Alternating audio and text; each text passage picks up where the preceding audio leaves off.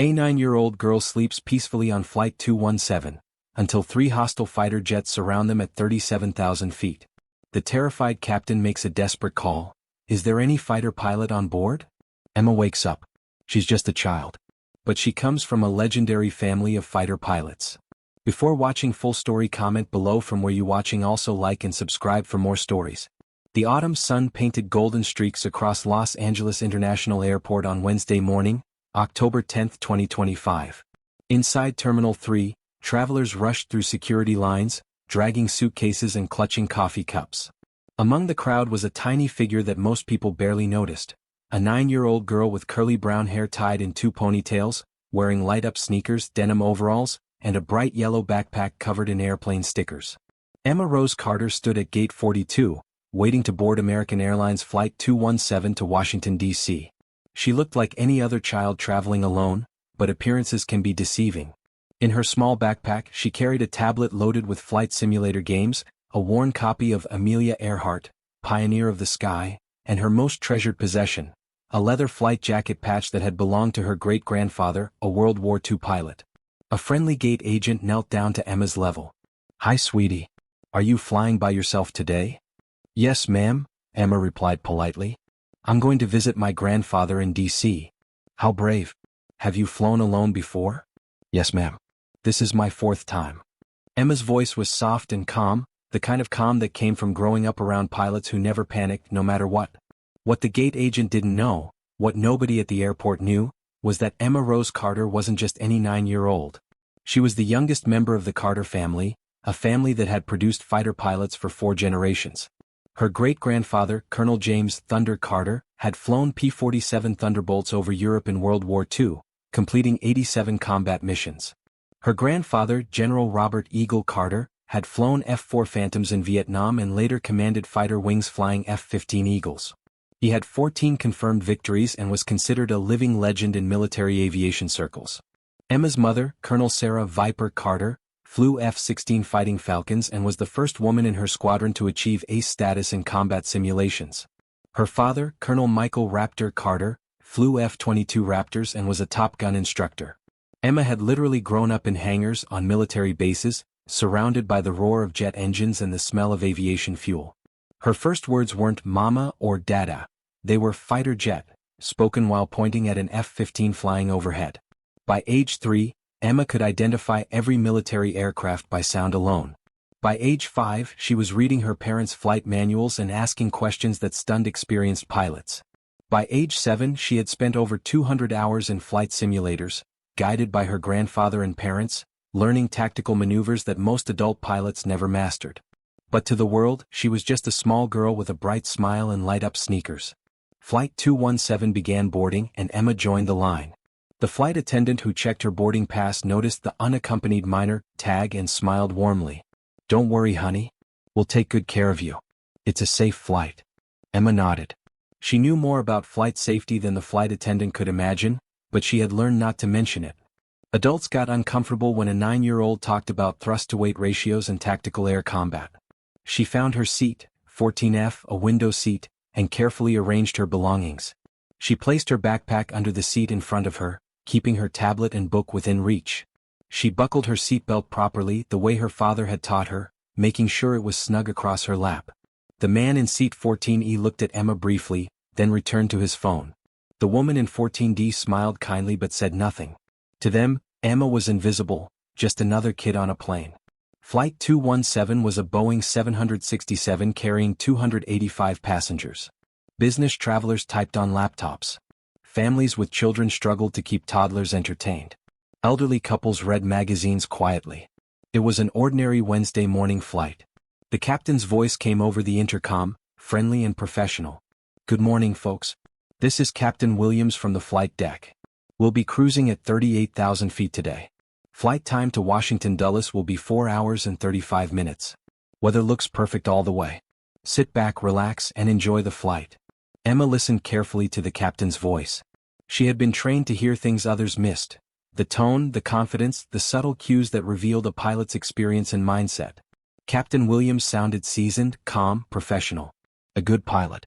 The Boeing 767 pushed back from the gate right on time. Emma watched through her window as the ground crew completed their tasks. She recognized every procedure, understood every hand signal, knew the purpose of every vehicle moving around the aircraft. The massive plane taxied toward the runway, joining 3 other aircraft in the departure queue. Emma felt the familiar excitement she always felt before takeoff. That moment when tons of metal and fuel would defy gravity and soar into the sky. The engines roared to full power. The aircraft accelerated down the runway. Emma watched the ground speed increase, knowing the exact moment they would reach V1, the speed past which takeoff couldn't be aborted. Then VR rotation speed. The nose lifted and they were airborne. Los Angeles fell away below them. The Pacific Ocean sparkled in the morning sun. The aircraft climbed smoothly through scattered clouds, banking gently to the right as it turned toward its eastbound course. Emma settled into her seat, pulled out her tablet and opened what looked like a children's game. But it wasn't really a game, it was a tactical aviation training program her grandfather had given her, disguised to look like a puzzle app. She practiced intercept calculations and fuel management problems while other passengers watched movies or slept. The first 2 hours of the flight were completely normal. Emma did her training exercises, read her book about Amelia Earhart, and daydreamed about the day when she would be old enough to fly real fighter jets. The flight attendants came through with drinks and snacks. Emma asked politely for apple juice. The flight attendant patted her head and said, "You're such a good little traveler." Emma smiled sweetly, not mentioning that she could probably fly this aircraft better than some of the pilots in training.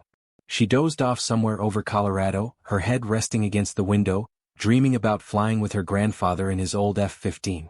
Emma was deep in sleep when something woke her. Even in sleep, her brain, trained by years of exposure to aviation, registered that something had changed. The aircraft's vibration pattern was different. The engine tone had shifted slightly. Her eyes opened. She sat up straight, instantly alert in the way her family had taught her. Fighter pilots sleep light, her grandfather always said. They wake up ready. Emma looked out the window. They were over mountainous terrain, probably Wyoming or Montana by now. But something was wrong. She checked her watch and mentally calculated their position based on departure time and cruise speed. They should be further east by now. They had changed course. The change was subtle, professional, nothing that would alarm passengers. But Emma's trained mind caught it immediately. This wasn't a normal course correction for weather or traffic. The deviation was too significant. Then she saw it.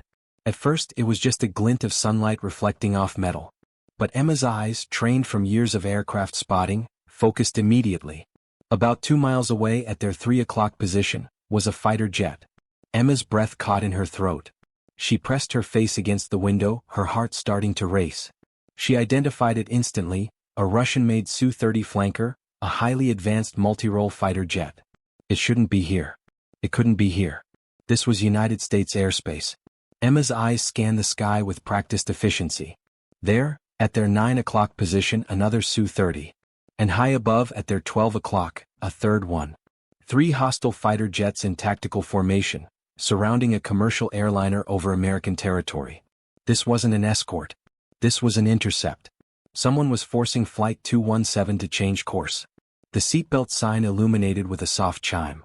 The captain's voice came over the intercom, and Emma immediately heard what most passengers didn't, the barely controlled fear underneath the professional tone. "Ladies and gentlemen, we're experiencing a minor technical issue with our navigation system. Please return to your seats and fasten your seatbelts. Flight attendants, please be seated immediately." Emma knew that voice. She had heard it in her mother's voice during debriefings of dangerous missions. She had heard it in her father's voice when he told stories about close calls. That was a pilot trying to sound calm while facing serious danger. The man next to her noticed Emma staring out the window. "What are you looking at, kid?" "Fighter jets," Emma said quietly. "3 of them. They're forcing us to change course." The man laughed. "You've got quite an imagination. There's nothing out there." But Emma knew what she saw, and she knew what it meant. Her mind raced through possibilities. How had hostile aircraft entered U.S. airspace without being intercepted? Where were they forcing the plane to go? What did they want? Her grandfather's voice echoed in her memory. "When something goes wrong, Emma, you don't panic. You assess the situation, prioritize actions, and execute with precision." Emma was about to press the call button when the captain's voice came back on the intercom. This time the fear was unmistakable. "This is Captain Williams. I need to know immediately, is there any military pilot on board this aircraft?" Any fighter pilot with tactical aviation experience? Please identify yourself to the crew right now. This is an emergency. The cabin erupted in worried whispers. Passengers looked at each other with wide eyes. Flight attendants moved quickly through the aisles, asking passengers in urgent voices if anyone had military flight experience. Nobody responded.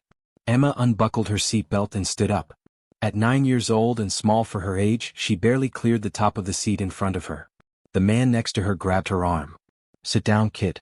This is serious adult business." "Let me go," Emma said firmly. "I need to talk to the captain." "Don't be silly.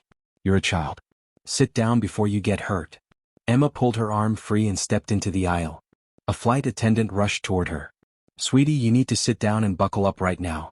This isn't a game." "I need to speak to Captain Williams," Emma said, and something in her voice, some quality of absolute certainty, made the flight attendant pause. What? "Because I know about the fighter jets. Russian Su-30 flankers, 3 of them, tactical intercept formation. And I know what the captain needs because my family has been training fighter pilots for 4 generations. Please, we don't have much time." The flight attendant stared at this tiny girl in light-up sneakers, speaking with the precision and authority of a military officer. "Who are you?" "My name is Emma Rose Carter. My grandfather is General Robert Carter, call sign Eagle. My parents are both Colonel fighter pilots. I've been studying tactical aviation since I was 3 years old. Please, those jets are forcing us off course. The captain needs help and I can provide it." The flight attendant made a split-second decision that went against every rule and protocol. She grabbed Emma's hand and led her quickly to the cockpit, past confused passengers who wondered why a little girl was being taken to the flight deck during an emergency. The flight attendant knocked on the reinforced cockpit door with the emergency code. The door cracked open and the co-pilot's face appeared, sweating and pale. "What is it?" "There's a passenger who says she has fighter pilot knowledge. Send them in. Now." The door swung open fully. Emma stepped into the cockpit, her small frame seeming impossibly tiny in the cramped space. Captain Williams spun around in his seat. When he saw a 9-year-old girl, his face went from desperate hope to crushing disappointment. "What is this? I need a fighter pilot, not a child." "Captain Williams, my name is Emma Rose Carter," she said, her voice steady and clear, channeling every lesson her family had taught her. "My grandfather is General Robert Eagle Carter. My mother is Colonel Sarah Viper Carter. My father is Colonel Michael Raptor Carter. They're all fighter pilots. I've been training in tactical aviation since I was 3 years old. I can see the hostile aircraft, Russian Su-30 flankers, 3 of them. And I can help you." Captain Williams stared at her in disbelief. The co-pilot looked like he might be sick. Through the cockpit windows, the fighter jets were clearly visible now, gray predators circling their prey. "This is insane," Captain Williams muttered. "You're 9 years old. You can't possibly—" "Captain, with respect, we don't have time," Emma interrupted with calm authority that seemed impossible for someone so young. "Those fighters are forcing you off course. You're complying because you're afraid they'll shoot us down.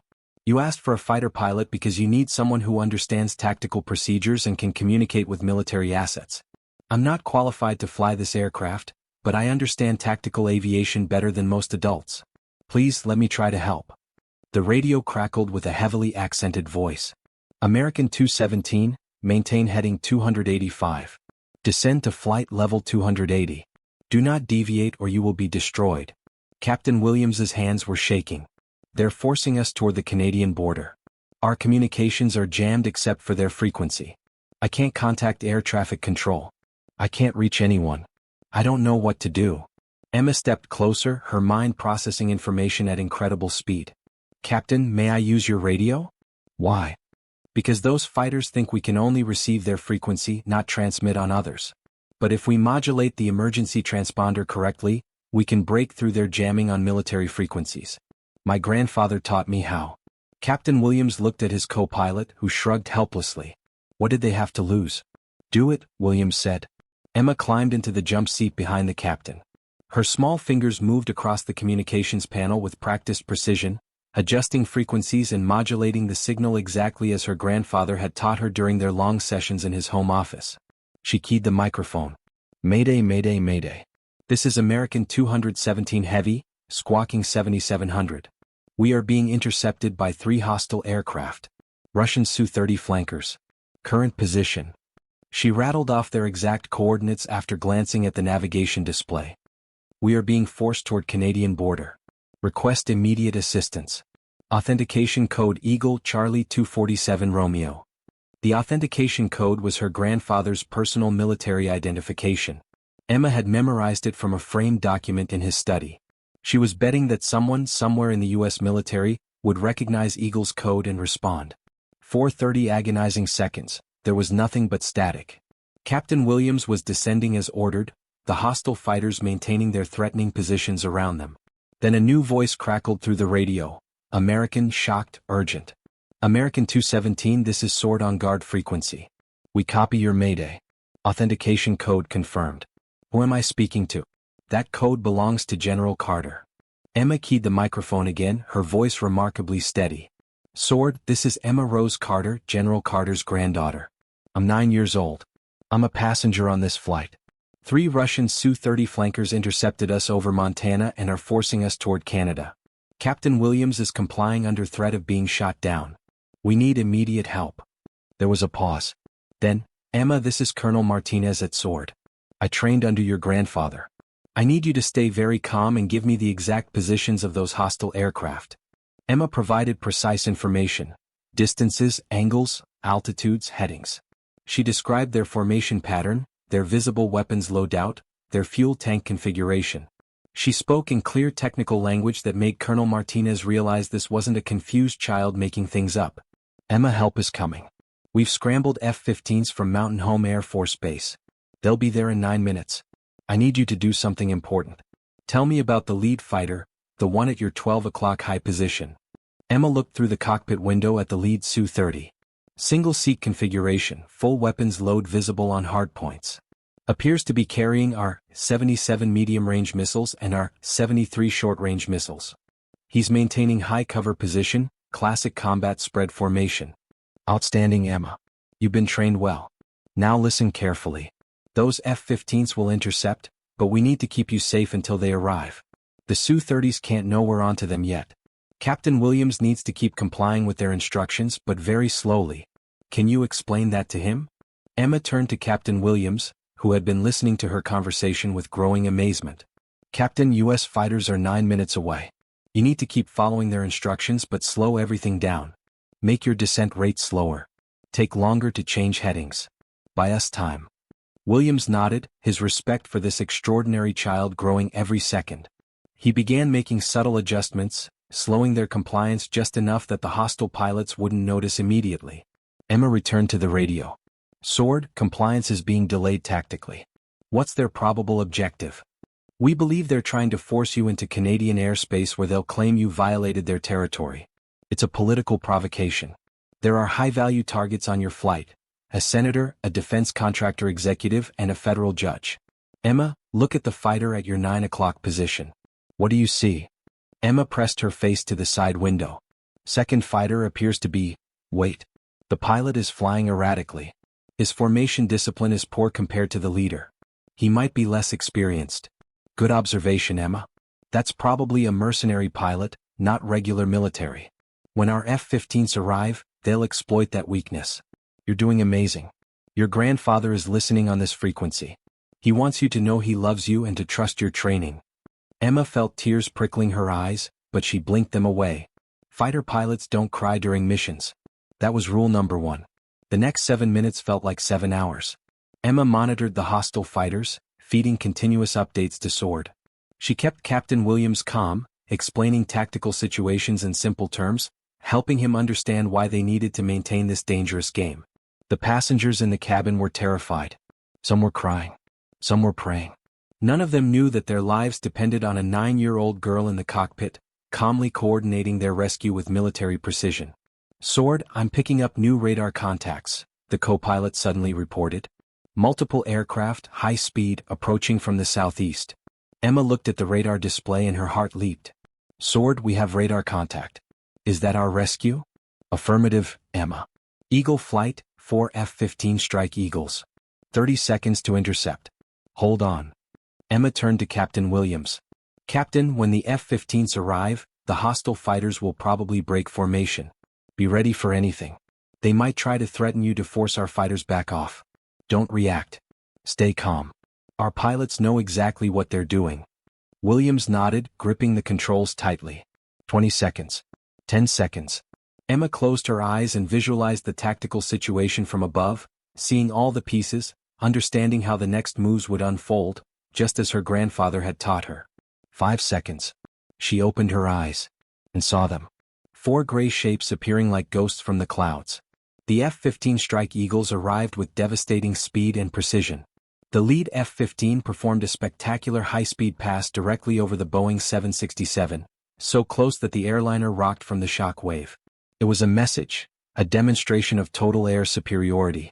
The hostile fighters immediately scattered like frightened birds. The Su-30s were capable aircraft, but they were facing F-15 Eagles, legendary American air superiority fighters flown by pilots who trained for exactly this scenario. One F-15 locked onto the lead Su-30, matching every evasive maneuver with perfect precision. Another F-15 positioned itself directly between the Boeing 767 and the second Su-30, creating an impenetrable shield. The remaining 2 F-15s took high and low positions, controlling the entire airspace. The radio erupted with rapid communication. Emma heard the American flight leader, call sign Eagle 1, addressing the hostile aircraft. Attention hostile aircraft. This is United States Air Force Eagle Flight. You have violated U.S. airspace and threatened a civilian aircraft. You will immediately break off and egress south. You have 10 seconds to comply before we engage. The hostile pilots responded in panicked broken English. We are leaving. We are leaving. Do not fire. The Su-30s turned sharply away, fleeing at maximum speed. The F-15s escorted them out of U.S. airspace, ensuring they left completely. One F-15 remained with Flight 217, sliding into a beautiful formation off their right wing. The pilot waved from the cockpit. Emma could see his helmet, his oxygen mask, the American flag on his flight suit. American 217, this is Eagle 1. You're safe now. We'll escort you back to your proper course. Captain Williams, you handled that situation with exceptional professionalism. Captain Williams keyed his microphone with a trembling hand. Eagle 1, I can't take credit. I had help from a very special passenger. We know, Captain. Emma Carter, this is Captain Richards. Your grandfather is my wing commander. He's listening on this frequency. He has a message for you. There was a click, and then Emma heard the voice she loved most in the world. Strong, proud, filled with emotion. Emma, this is Eagle. You did it, little bird. You stayed calm. You used your training. And you saved everyone on that aircraft. I'm so incredibly proud of you. You're a true Carter. You're a fighter pilot in spirit, and someday you'll be one for real. I love you, Emma Rose. Emma's composure finally broke. Tears streamed down her face. I love you too, Grandpa. I was so scared, but I remembered everything you taught me. Being scared is normal, Emma. Courage is doing the right thing despite the fear. You showed more courage today than most adults show in their entire lives. The F-15 escort stayed with them as Captain Williams returned Flight 217 to its proper course. Emma was quietly returned to her seat, where she sat in stunned silence, staring out the window at the F-15 flying protective guard beside them. Word had spread through the crew about what happened. Flight attendants kept stopping by, not to check on a child, but to quietly thank the little girl who had saved them all. 3 hours later, Flight 217 landed safely at Washington Dulles. As passengers deplaned, confused about the fighter escort but grateful to be alive, Emma gathered her yellow backpack and prepared to face whatever came next. She was the last passenger off. Captain Williams and his co-pilot stood at the cockpit door. As Emma passed, both pilots saluted her. She returned the salute with perfect form. At the gate, a crowd was waiting. Airport police, FBI agents, airline officials. And standing in front of them all, in his dress uniform with stars on his shoulders and ribbons covering his chest, was General Robert Eagle Carter. Emma dropped her backpack and ran. Her grandfather caught her, lifting her up, holding her tight. She sobbed into his shoulder while he whispered that everything was okay, that she was safe, that she had been brilliant. When she finally calmed down, he set her on her feet and knelt to her level, his hands on her shoulders, looking into her eyes. Emma, what you did today was extraordinary. You saved 285 lives.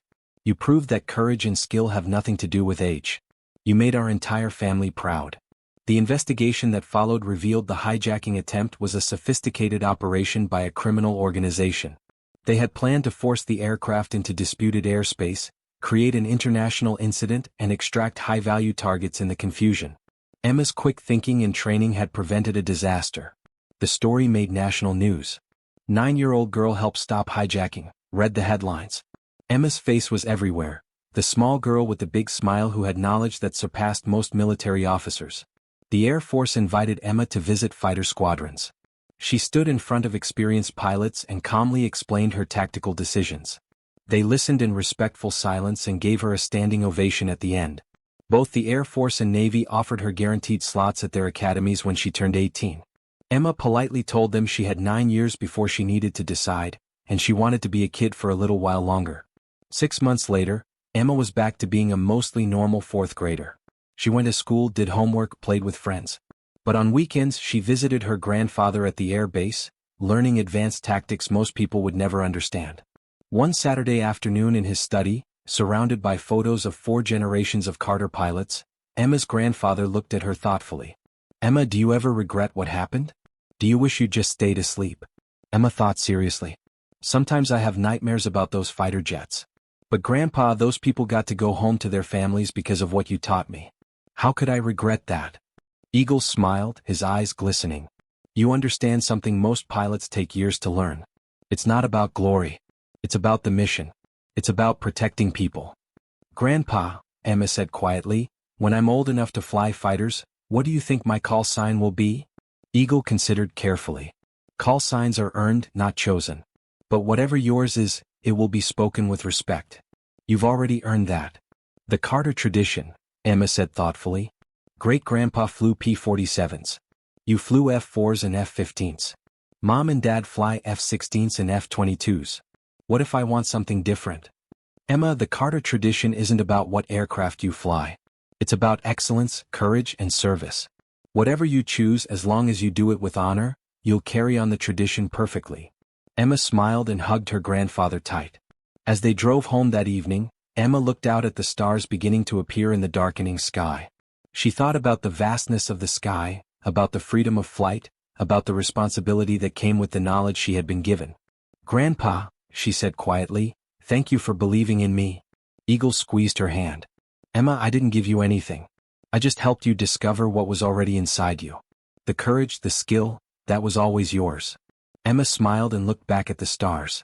Somewhere up there, pilots were flying through the night, protecting their country, living the legacy she would one day join.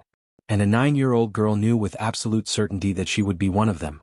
Because she was Emma Rose Carter, granddaughter of Eagle, daughter of Viper and Raptor, the next generation of a fighter pilot legacy. The girl who, at just 9 years old, had proven that heroes come in all ages. And that sometimes the smallest person in the room is exactly who you need when the impossible must be overcome.